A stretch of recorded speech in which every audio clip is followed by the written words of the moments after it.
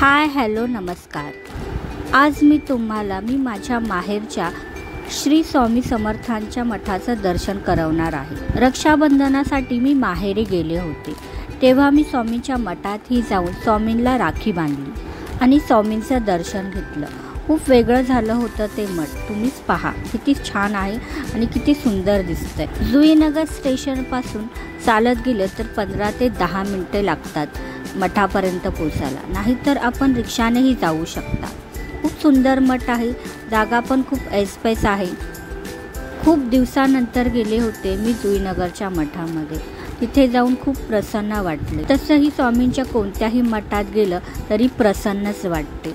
भिवू नकोस, मी तुझ्या पाठीशी आहे, हे वाक्य मी सदैव लक्षात ठेवते। स्वामी सदैव तुम्ही माझ्यासोबत असतात हे मला सतत जाणवत असते आणि तुम्ही माझ्या पाठीशी असेच उभे राहणार हेही मला माहिती आहे।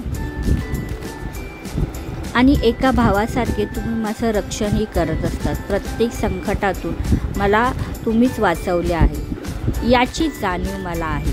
स्वामींच्या पाया पडून मी स्वामींना म्हणाले की स्वामी असेच माझ्या सदैव पाठीशी राहा, माझे रक्षण करता आहात तुम्ही, सदैव माझे रक्षण करत राहा। श्री स्वामी समर्थ। जय जय स्वामी समर्थ।